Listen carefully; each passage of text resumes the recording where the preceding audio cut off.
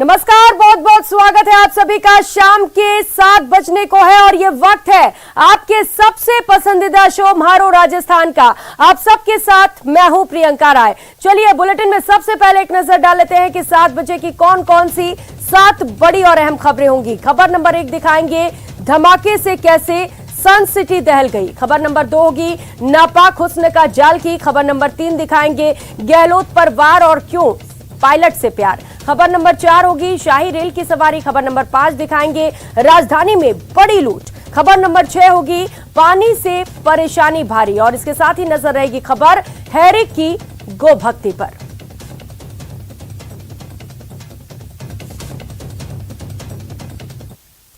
और बुलेटिन की शुरुआत आज की बड़ी खबर से करेंगे। जोधपुर से ये बड़ी खबर है जहां पर एक एक कर लगातार कई विस्फोट हुए। सिलेंडर ब्लास्ट से इलाके में हड़कंप मच गया। एक के बाद एक गैस सिलेंडर में ब्लास्ट होते चले गए, विस्फोट होते गए। हादसे में 4 लोग जिंदा जल गए हैं, 4 लोगों की मौत हुई है, वहीं 16 लोगों की हालत गंभीर बनी हुई है। रिफिलिंग के दौरान यह भयंकर हादसा हुआ। सिलेंडर में विस्फोट हुआ और महज 18 सेकंड में 4 सिलेंडर ब्लास्ट कर गए। तो फिलहाल ब्लास्ट हुए सिलेंडर का वीडियो भी वायरल होने लगा है। बता दें कि अवैध रूप से यहां पर सिलेंडर में रिफिलिंग की जा रही थी। इसी दौरान यह भयंकर हादसा हो गया। एक एक कर कई ब्लास्ट हुए और इसमें 4 लोगों की मौत हो गई। तो फिलहाल कई जिंदगियां अभी अस्पताल में हैं और इस वक्त अस्पताल में उपचार लगातार जारी है। 16 लोग इस वक्त जिंदगी और मौत के बीच जंग लड़ रहे हैं।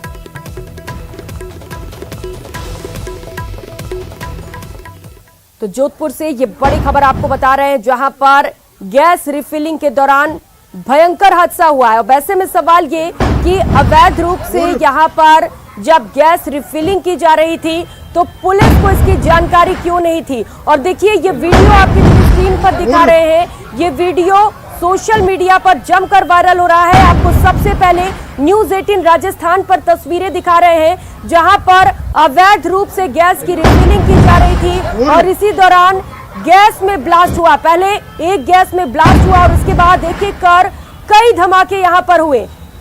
तो तस्वीरें कैद कर ली गई उस दौरान की और आपको बता दें दर्दनाक हादसा रहा और हादसे में 4 लोगों की मौत हो गई है। तस्वीरें आप देख सकते हैं टीवी स्क्रीन पर। भयंकर यहां पर हादसा हुआ, विस्फोट हुआ, एक एक कर कई धमाके यहां पर सुनने को मिले जिससे इलाके में हड़कंप मच गया। बता दें कि आसपास जो घर मौजूद थे उन्हें भी भारी नुकसान पहुंचा है।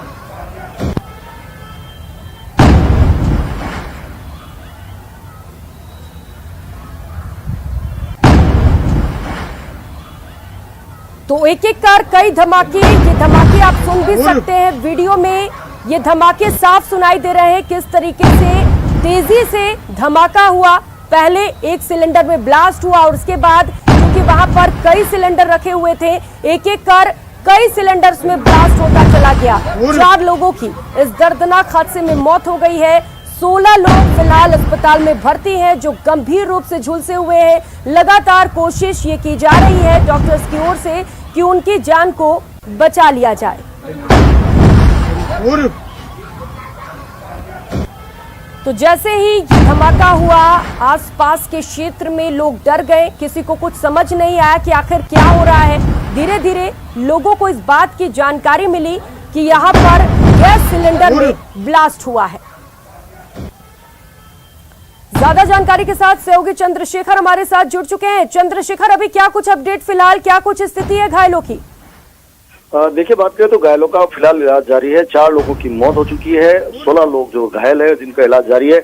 जैसा कि तस्वीर में दिखा है कि धमाका इतना जबरदस्त था कि जिस मकान में धमाका हुआ उस मकान में जो 16 लोग थे वो सभी जो है घायल हुए, जिनमें से 4 लोगों की मौत हुई। इसके अलावा 4 लोग जो इस घर के सामने वाले घर में रहते थे वे भी जो है झुलस गए, उनको भी अस्पताल में भर्ती कराया गया। कुल मिला के 16 लोग घायल हुए हैं, 4 की मौत हुई है और ये हादसा सामने आया। सबसे बड़ी बात जो ओमाराम लोहार था जिसकी मौत हो चुकी है और जो अपने घर में जो अवैध रिफिलिंग का काम करता था, बताया जा रहा है कि वो जो घरेलू गैस सिलेंडर होता है उसको जो है कॉमर्शियल गैस सिलेंडर में भर के बेचने का काम करता था और जबकि हादसा बाद उसके मकान से करीब 4 दर्जन जो है घरेलू गैस सिलेंडर बरामद किए गए, बाहर निकाले गए थे। तो कुल मिलाकर कहीं ना कहीं जो प्रशासनिक लापरवाही है, जिस प्रकार से ऐसे लोगों पर कार्रवाई नहीं होती, जिसके चलते इस तरह का जो है हादसा जो बिल्कुल चंद्रशेखर, और इस वक्त सबसे बड़ा सवाल यही है, आपने बताया कि बड़ी संख्या में यहाँ पर सिलेंडर रखे हुए थे, इतनी बड़ी संख्या में अवैध कारोबार किया जा रहा था, पुलिस को कानो कान खबर भी नहीं थी। अगर पहले ही एक्शन ले लिया जाता तो शायद ये बड़ा हादसा टल सकता था। चलिए चंद्रशेखर से फिर से बात करेंगे, सवाल पूछेंगे इसे लेकर, क्योंकि सवाल उठते हैं कि पुलिस समय रहते कार्रवाई क्यों नहीं कर पाई। अगर समय रहते पुलिस इस अवैध कारोबार पर कार्रवाई कर पाती तो शायद आज 4 लोगों की जिंदगी बच पाती। तो 3 लोग सामने के घर में रहते थे जिनकी हादसे में मौत हुई है। और चलिए अब आपको सुनाते हैं कि कलेक्टर ने पूरे मामले को लेकर क्या कुछ कहा है। कीर्तिनगर में जो ये दर्दनाक हादसा हुआ है, इसमें अभी तक जो कंफर्म न्यूज़ है 4 कंफर्म डेथ्स हैं और 16 इंजर्ड हैं, जिनका इलाज MGH में भी चल रहा है। माननीय मुख्यमंत्री महोदय ने अभी मेरे से बात करके फीडबैक लिया, हमने पूरा बताया उनको, और हमारी डॉक्टर्स की टीम सब यहाँ पे मौजूद है, प्रशासनिक अधिकारी, पुलिस अधिकारी सब हैं, और परिजनों से लगातार संपर्क में हम, और इलाज में किसी भी प्रकार की कोई कमी या किसी भी प्रकार का कोई छूट हम नहीं देंगे, और ये जो हादसा हुआ है इसकी भी फिर जांच कराई जाएगी। को हम सुन रहे थे जो कह रहे हैं कि जो घायल है उन्हें अच्छे से इलाज दिया जाएगा, किसी तरह की कोई कमी नहीं रहेगी। लेकिन ये तस्वीरें देखकर लोग डरे हुए हैं। ये वीडियो सोशल मीडिया पर जमकर वायरल हो रहा है। 18 घंटे, माफ कीजिएगा 18 सेकेंड, 4 सिलेंडर और 4 जिंदगियां इसमें समा गई। फिलहाल 16 लोग गंभीर रूप से घायल हैं। लगातार 16 लोगों को उपचार दिया जा रहा है। जोधपुर से ये खबर आपको लगातार दिखा रहे हैं, जहां पर अवैध रूप से गैस की रिफिलिंग की जा रही थी और इसी दौरान ये भीषण हादसा हो गया। तो ये वीडियो सोशल मीडिया पर वायरल हो रहा है। तस्वीरें आपको सबसे पहले दिखा रहे हैं न्यूज़ 18 राजस्थान पर। जोधपुर के माता का थान थाना क्षेत्र में यह हादसा हुआ, जहां पर मगरा पुंजला इलाके में एक मकान में एक के बाद एक कई जोरदार धमाके हुए। आवाज आप सुन सकते हैं वीडियो में किस तरीके से एक के बाद एक कई धमाके हुए हैं। और रुक कर लेते हैं एक और बड़ी खबर का। पाली से इस वक्त की बड़ी खबर मिल रही है, जहां पर आकाशीय बिजली गिरने से बड़ा हादसा हुआ है। हादसे में 3 लोगों की मौत हो गई है, 5 लोग बुरी तरह से झुलसे हुए हैं। घायलों को रोहट अस्पताल में भर्ती करा दिया गया है। तो आपको बता दें, बारिश के दौरान बचने के लिए ये सभी झाल के नीचे बैठ गए थे। सभी लोग खेत में काम कर रहे थे। इसी दौरान जब बारिश शुरू हुई तो बचने के लिए ये सभी झाल के नीचे जाकर बैठ गए। रोहट थाना क्षेत्र के चोटीला गांव की ये घटना है। तस्वीरें आपको दिखा रहे हैं। पूरे गांव में मातम पसरा हुआ है, लोग डरे हुए हैं। 3 लोगों की मौत हुई है आकाशीय बिजली गिरने से। बताया जा रहा है कि ये सभी अपने खेत में काम कर रहे थे, इसी दौरान आकाशीय बिजली गिरने से इनकी मौत हो गई। वहीं हादसे में 5 लोग झुलसे हुए हैं। उपचार लगातार जारी है। गंभीर रूप से ये सभी झुलसे हुए बताए जा रहे हैं।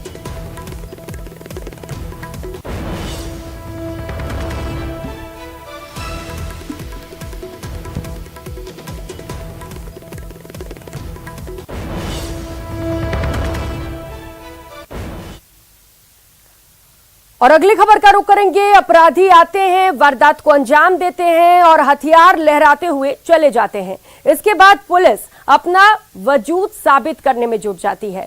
इस बार अपराधियों ने राजधानी के मानसरोवर इलाके में रिटायर्ड जज और उनके बेटे को बंधक बनाकर लूट की वारदात को अंजाम दिया है। देखिए ये रिपोर्ट।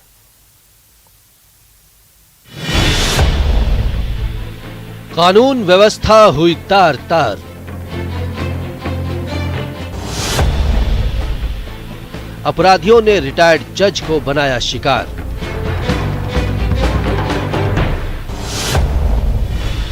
बंधक बनाकर लूट के बाद हुए फरार।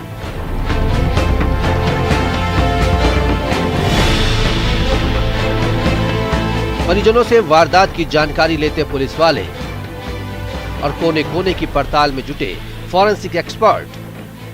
तस्वीरें राजधानी जयपुर की हैं। शहर के मानसरोवर इलाके में शुक्रवार रात 9 बजे अपराधी एसीबी अधिकारी बनकर घर में घुसे और पूरे परिवार को बंधक बनाकर लूट की वारदात को अंजाम देकर फरार हो गए। ये वही मकान है जहां पर लूट की वारदात को अंजाम दिया गया है। मानसरोवर के हीरापुर इलाके में रिटायर्ड एडीजे अधिकारी के घर पर लूट की वारदात को अंजाम दिया गया। कल रात करीब 9:30 बजे का वाकया है, जब घर में रिटायर्ड एडीजे अधिकारी और उनके बेटे मौजूद थे और परिवार के बाकी सदस्य रात को घूमने के लिए घर से बाहर निकले थे। तब 4 बदमाश जो है वो इस घर में घुसते हैं। साथ ही रिटायर्ड एडीजे अधिकारी और उनके बेटे को बंधक बना लेते हैं, उनके हाथ पैर बांध लेते हैं और मुंह पर पट्टी बांध लेते हैं और उसके बाद घर में जो है वो लूट की वारदात को अंजाम जो है वो दिया जाता है। अलमारियां जो है वो खंगाली जाती है, उन्हें तोड़ा जाता है। हालांकि अच्छी बात ये रही कि चूँकि बताया जा रहा है कि घर में ज़्यादा कैश और ज्वेलरी नहीं थी, इस लिहाज से कुछ कैश और आर्टिफिशियल ज्वेलरी लेकर जो है वो बदमाश यहाँ से निकले। जानकारी के मुताबिक रिटायर्ड मजिस्ट्रेट राजेश नारायण की पत्नी सुलेखा पड़ोसी के घर गई हुई थी, जबकि बाप बेटे घर में टीवी देख रहे थे। तभी 4 बदमाश दंदनाते हुए घर में घुस आए और खुद को एसीबी अधिकारी बताकर राजेश से पूछताछ करने लगे। जब तक बाप बेटे को समझ पाते, बदमाश दोनों को हथियारों के बल पर बंधक बनाकर 10,500 रुपए कैश, सोने चांदी के गहने, 2 मोबाइल और एक लैपटॉप लेकर फरार हो गए। वारदात का पता तब चला जब रात करीब 9:30 बजे राजेश की पत्नी घर पहुंची। इसके बाद पुलिस को लूट की इत्तला दी गई। घटना की सूचना मिलते ही पुलिस के आला अधिकारी मौके पर पहुंच गए। एफएसएल और डॉग स्क्वाड की मदद से सबूत जुटाए गए। अभी कुछ अलमारियां तोड़ी गई हैं जो कोई इस्तेमाल किया गया, कोई पेचकस और ये उसका कोशिश कर रहे हैं, कोई प्रिंट मिल जाते हैं तो प्रिंट उठाने की कोशिश की जा रही है। कितने लोग आए होंगे? 4 जने का बता रहे हैं, शायद 4 जने हैं। 2 जने अंदर आए, 3 जने और एक बाहर खड़ा था, निगरानी रख रहा था। तो और क्या उन्होंने इनके हाथ बांध दिए, प्लस मुंह पे टेप लगा दी जो एडेसिव टेप यूज आती है सफ़ेद रंग की। उसके बाद सारे सामान बिखेर दिया और एक चीज़ इन्होंने चेक करी भी। कोई किसी प्रकार का इन्होंने विरोध किया और उस दौरान कोई हल्की फुल्की भी झड़प हुई हो? ऐसा तो अभी घटना पता नहीं चल रही, बाकी जांच कर रहे हैं अभी। घटना के बाद पुलिस ने आसपास लगे सीसीटीवी कैमरों को खंगाला, जिसमें रात करीब 7:30 बजे से 2-2 के ग्रुप में 4 बदमाश रैकी करते हुए दिखाई दे रहे हैं। पुलिस को शक है कि बदमाश करीब में रहने वाले एक रिटायर्ड फौजी के घर में लूट करने आए थे, लेकिन घर के बाहर नेम प्लेट दिखाई नहीं देने के कारण रिटायर्ड जज के घर में घुस गए।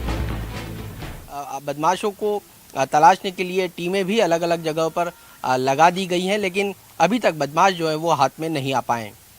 कैमरा पर्सन यासीन के साथ सौरभ गृहस्थी, न्यूज़ 18 राजस्थान, जयपुर।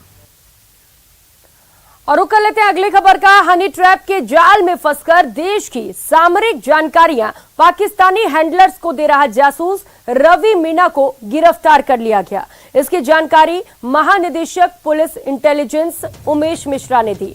उन्होंने बताया कि पाकिस्तानी गुप्तचर एजेंसियों द्वारा की गई जासूसी गतिविधियों पर लगातार सीआईडी इंटेलिजेंस निगरानी रख रही है। इसी दौरान करौली निवासी दिल्ली स्थित सेना भवन में तैनात एमटीएस रवि प्रकाश मीना के सोशल मीडिया के जरिए पाकिस्तानी खुफिया हैंडलर्स के संपर्क में होने की जानकारी लगी। आरोपी रवि प्रकाश मीना पर सीआईडी इंटेलिजेंस टीमों ने निगरानी रखी तो सामने आया रवि प्रकाश हनी ट्रैप के जाल में फंसकर पाक महिला एजेंट के संपर्क में था। महिला एजेंट के इशारों पर सामरिक महत्व की सूचनाएं पाकिस्तानी एजेंट को भेज रहा था।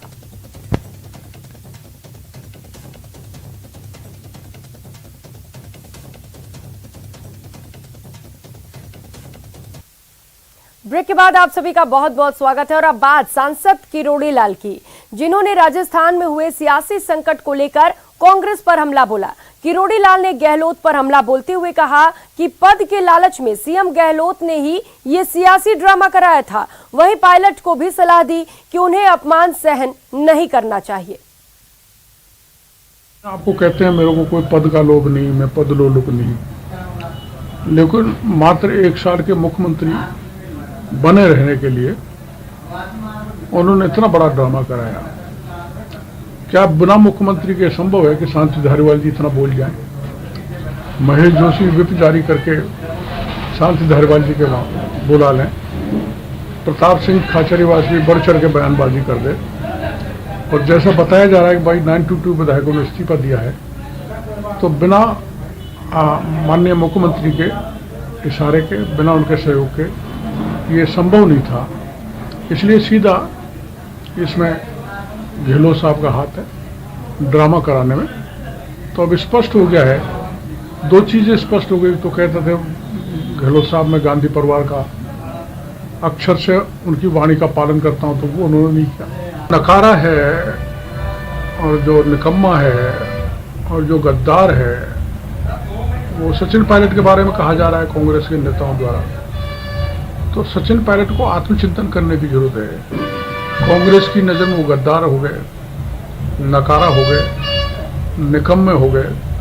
तो अपमानजनक स्थिति में वहां रहना नहीं चाहिए।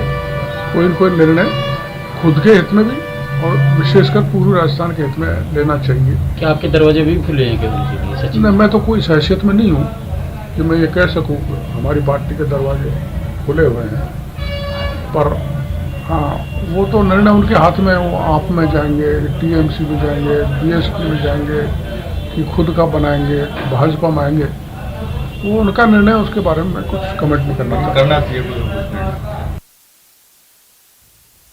और अब बात गहलोत सरकार के मिशन निवेश की। आज जयपुर में 2 दिवसीय इन्वेस्ट राजस्थान समिट 2022 का समापन हो गया। समिट में आज एमएसएमई कॉन्क्लेव का आयोजन हुआ, जिसमें एमएसएमई से जुड़ी विकास और अवसरों को लेकर मंथन किया गया। समिट के समापन सत्र में सीएम गहलोत ने भी शिरकत की और एमएसएमई सेक्टर को लेकर अपनी बात रखी। उन्होंने कहा कि जितना एमएसएमई सेक्टर मजबूत होगा, उतना ही राजस्थान की आर्थिक स्थिति मजबूत होगी। साथ ही कहा कि राजस्थान में निवेश को लेकर निवेश पर प्री बजट में भी मंथन होगा और उनसे भी सुझाव लिए जाएंगे।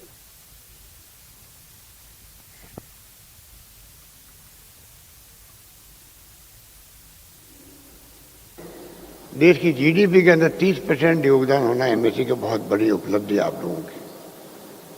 6 लाख उद्योग तो राजस्थान में है। अभी राजीव अरोड़ा जी बता रहे थे 1,35,000 के लगभग एक्सपोर्टर हैं। इस सेक्टर कोई मामूली सेक्टर नहीं है। जितना एमएसएमई सेक्टर मजबूत होगा, उतनी आर्थिक स्थिति राजस्थान की मजबूत होगी। ये सोच के साथ हम आगे बढ़ना चाहते हैं। और पॉलिसी भी हमने इतनी अच्छी बनाई है जिससे कि आपके बेहतर मार्केटिंग कैसे हो सके, कलाएं जीवित रह सके और हमारे उत्पादों की अंतर्राष्ट्रीय स्तर पर पहचान बन सके। इन्वेस्टर को क्या चाहिए? एमएसएमई लोगों को अगर टाइम पे लोन मिल जाए और सरकार इंसेंटिव दे दे उनको सब तरह से। जैसे मैंने कहा कि 3 साल के बजाय 5 साल हमने कर दिया, कोई परमिशन जरूरत नहीं। 8% तक ब्याज जो है मुक्त कर दिया है, अलग अलग श्रेणी के हिसाब से। 8% भी है, 7% भी है, 5% भी, 0 भी है, 0 ब्याज भी है कुछ स्कीम के अंदर।